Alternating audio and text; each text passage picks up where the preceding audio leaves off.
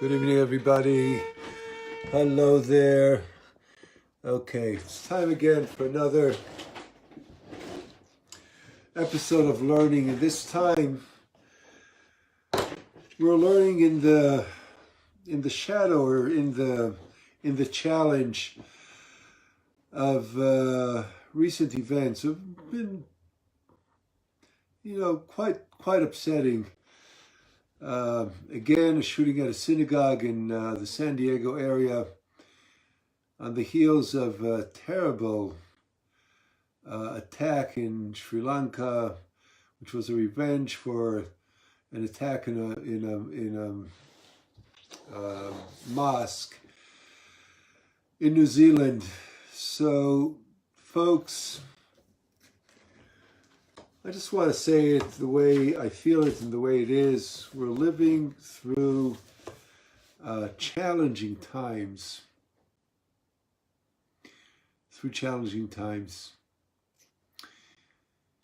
So I hope you all had a good Passover week and celebrations, gatherings. So tonight I'd like to share some Torah. I decided actually not to share Torah per se, but rather a story. A story that I believe is a story of Reb Nachman of Breslev, but it's told by Rabbi Shlomo Carlebach, the late giant of the 20th century and one of my teachers.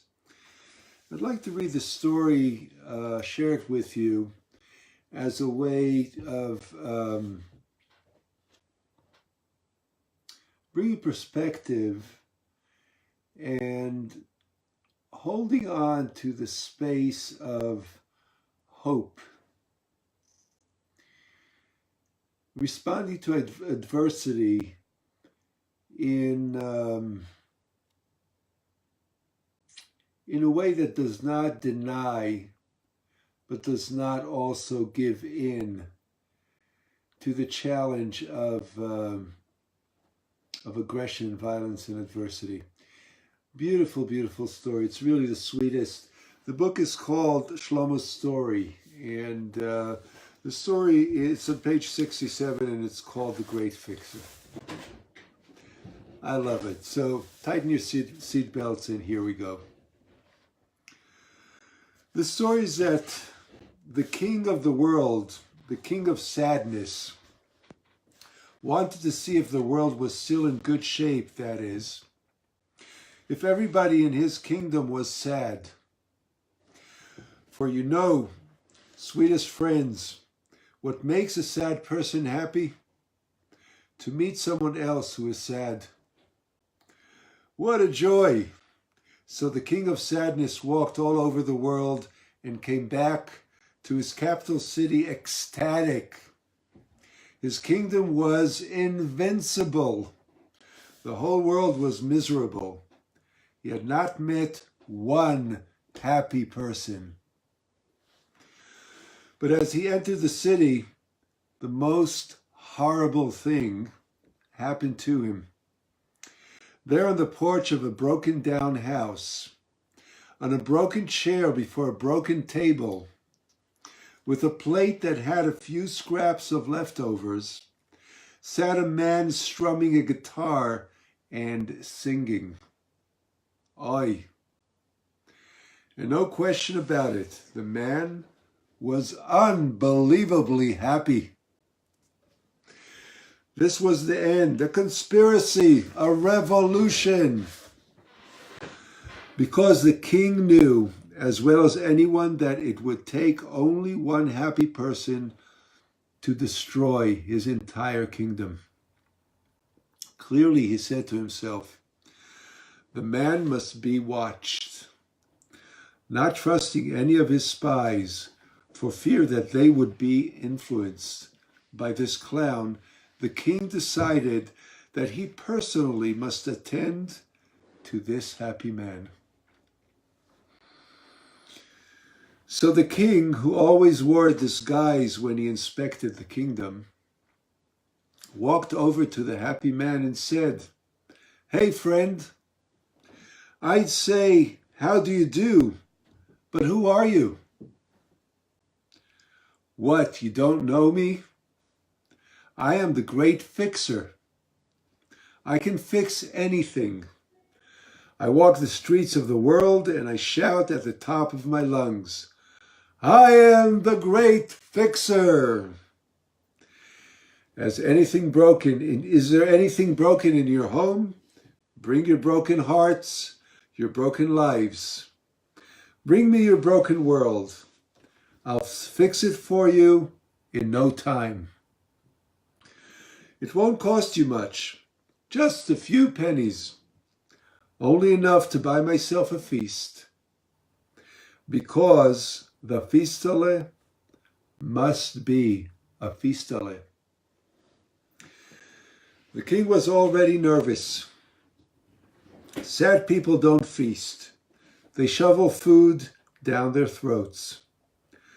But to taste, really to appreciate what God gives you to eat, only happy people do that. Only for people of faith is the feast truly a feastale. The king knew what he had to do. He went back to his palace, and the next day, when the great fixer walks down the streets of the world yelling, I am the great fixer, the people opened their windows and cried out, Shh! Didn't you hear? The king made a new decree. No more fixing. Bad situation, right? The fixer's out of a job. But a man must have a feastale. So the fixer was walking around the streets of the world looking for a way to make a few rubles, when he saw a well-dressed man chopping wood. He said to the man, It doesn't befit a rich man to chop wood. Why don't you let me do it? The man gladly gave him the axe. Be my guest. The great fixer chopped wood all day, got a few pennies, bought something to eat. And as Rav Nachman says, the feastale was a feastale. Evening, the fixer sitting in his house in utter bliss, singing a new song, when suddenly the king, disguised as a schlepper, is back. How was your day? Didn't you hear? The king's gone crazy. He has forbidden fixing. Can you imagine? But you are feasting. How did you manage that? Oh, I chopped wood for a few pennies and did such a good job that the man told me to come back tomorrow.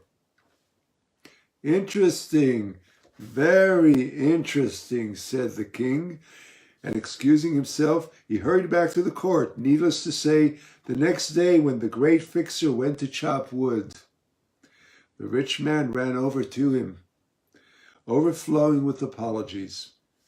I am so sorry. I don't know what happened, but there is a new decree issued only an hour ago. No more chopping wood for somebody else. A strange rule, but what can I do? This was a mess, right? But it didn't stop the fixer. He said to himself, I'll have to do something else for the sake of a feastale. So he walked through the streets of the world until he found an elegant woman sweeping a porch. What's the matter? Why is a beautiful lady like you sweeping her porch in her pretty dress, in a party dress? My maid ran away. Never mind, I will help you. Gladly, she said, as she handed him the broom. The fixer swept the porch, got a few pennies, and as Rav Nachman says, the feastale was a feastale. That night, the king reappeared again. "Hey, brother," he said to the fixer, "I see you have such a nice feastale. What's going on?" The fixer shook his head. "I don't know about this king. He's crazier than ever. Now he has a new decree.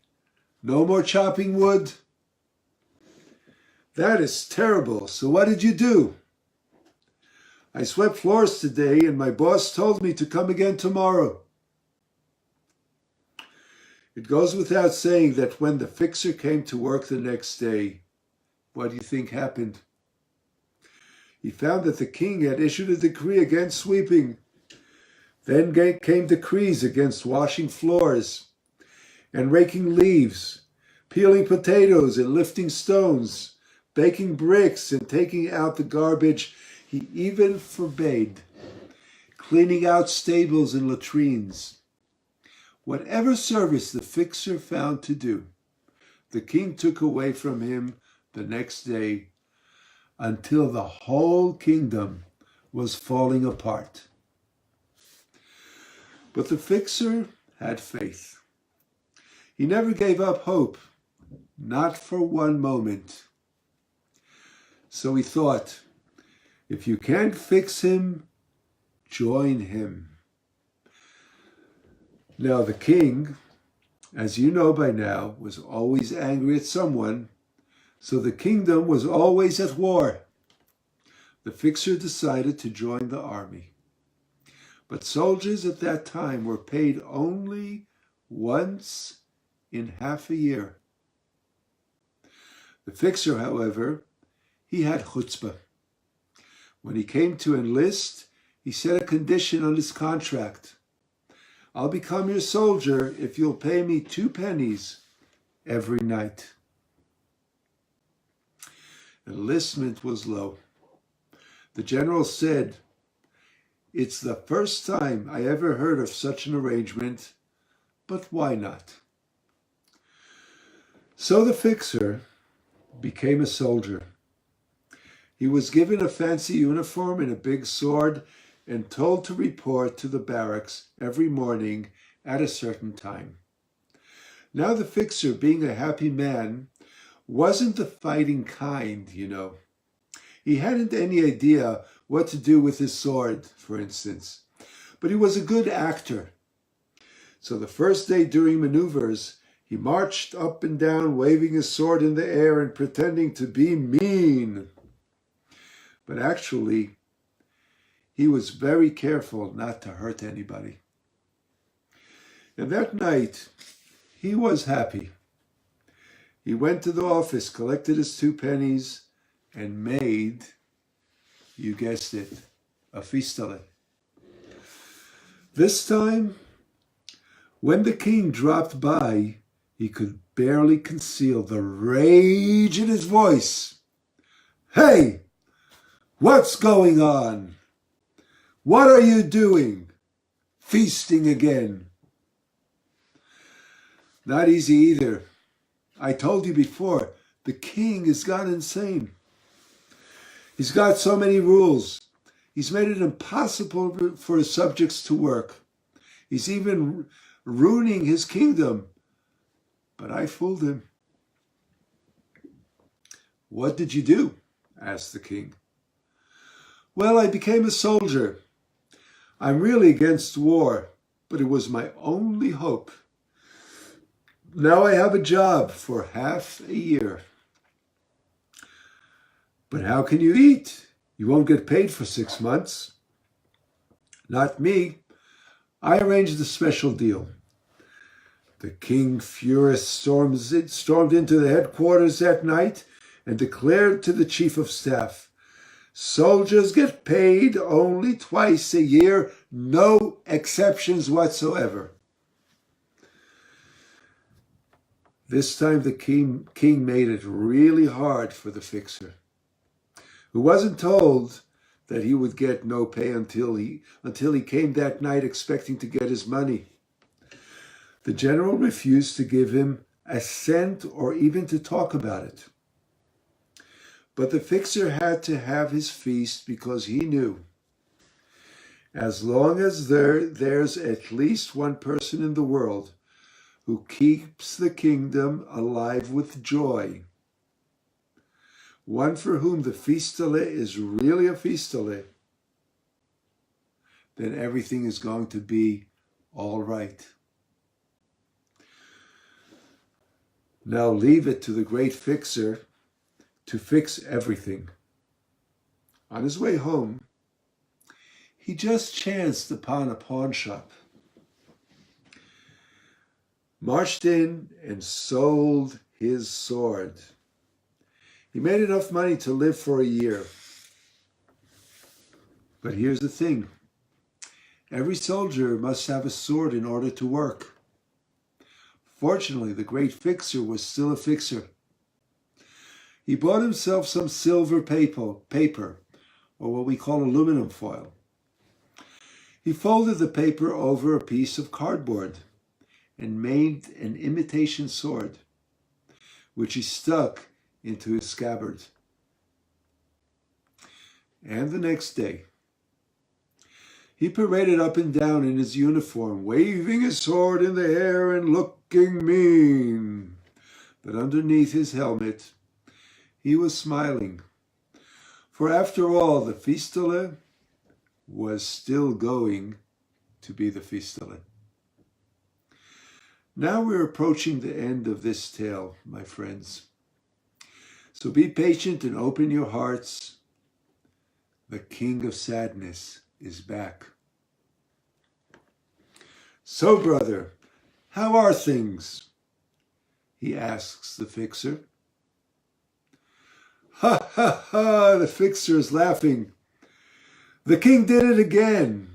He made sure I wouldn't get paid, but this time I really worked everything out.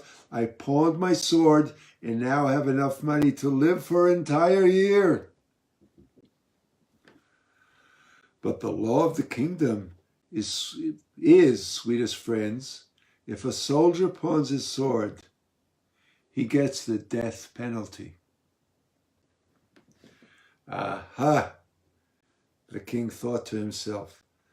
No more worries. I've got this joker right where I want him. The king couldn't sleep that night, thinking how best to destroy the great fixer. The next morning, he called in the prison warden. Who is to be executed today? For the world always finds somebody to be killed, especially in the world where everyone's miserable. Well, we have a criminal in cell block E. Good, said the king. I will personally supervise the execution. I want to appoint the soldier who is to slay this man. The next day, the king summoned his army. All his soldiers lined up before him, standing still as could be while the king, dressed up in his royal regal costume, strutted around. Finally, he recognized the fixer in uniform. The king went straight over to him and said, face to face, I, the king of the world, appoint you to kill this man with your sword. Now, leave it to the great fixer not to get upset. My dear king, allow me to tell you something. I have never killed a person in my life, and I have no intention of ever killing one. You'll have to appoint somebody else. The king started yelling like a beast. Are you crazy? Are you going to defy your king? He started to choke on his own words. If you don't kill this man this instant, I'll kill you right now. Friends, only sad people are really afraid of everyone else. If you're filled with joy, you're not afraid of anything. You are a fixer, in fact. Nothing can harm you. So the great fixer said to the king, "My dear king, before I kill this man, I must be certain that he is guilty."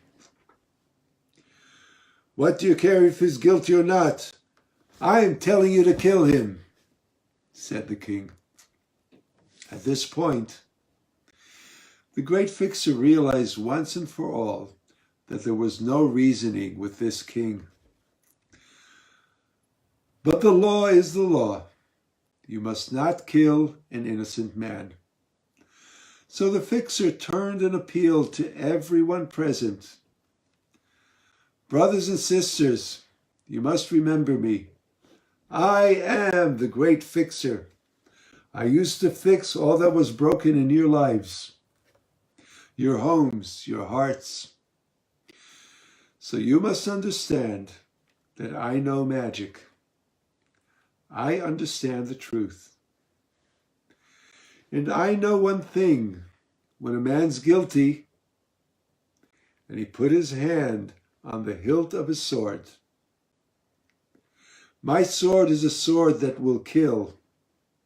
But when a man's not guilty, when my sword turns into silver paper in my hand." He unleashed his sword and thrust it into the condemned man. The crowd then cheered, for the sword had turned into silver paper indeed. The prisoner went home to his family jubilant, and the great fixer went home to his house, as happy as could be. Then he tuned up his guitar and he sang a new song. And according to Rav Nachman, that night the fistale was really a fistale.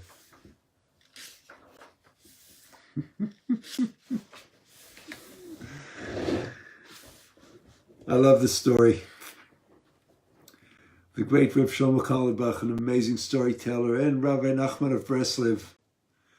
What a great of his generation. So I want to conclude with a teaching by Reb Shlomo. And again, I'll read it from the book. Something has happened to the world. Our thoughts have turned again to caring for the soul. In Kabbalah, as in the Hasidic tradition, you cure the body, but you fix the soul, says Reb Shlomo. Curing takes time, but fixing, if you know how to do it, it's immediate. The great fixer, meaning the story, is based on the idea that fixing is the way to utmost joy. Sadness has a bit of pagan dust in it. Because if you really believe that God has the power to fix everything in the world, and that your soul can be fixed, there would be no reason to be sad. Sorrow comes when something seems impossible to fix. Let us really hear this, because there's so much fixing to do in our world. Right now, today, this week, this past weekend. Let me take the risk of saying these past 2 years. There is so much to fix. So Reb Shlomo, who spoke to us 20 years ago, he's passed now I believe he passed in 1995. He's speaking to us today too. And again, sorrow comes when something seems impossible to fix, when we have forgotten how little effort it takes. We Jews, says Shlomo, believe that if there were just one man in the world who truly knew how to fix, the Mashiach would come in an instant. Everything will be okay. With that, I'm going to conclude for today. Today's episode, today's lesson, is not so much Torah of the classical text, but it's really the Torah of the heart. And there's nothing like Reb Shlomo. I had to go after what happened this past Saturday, and my great sympathies and condolences and heartache go out to the family of the woman who was murdered once again at a synagogue in San Diego. And my prayers, our prayers go out for healing to the wounded. Folks, it brings up rage, it brings up anger and fear. And let us also call on the ability that we have to fix. Let us be blessed. Bless you. Have a great evening, great rest of the day. I'm Rabbi Reuben Modik with Hebrew Learning Circles and Makom Halev Community here in Nyack, New York. It's a privilege always to share with you. Thank you for coming on and sharing some Torah with me tonight. For now, let me say goodbye. Thank you for coming on. Bye-bye.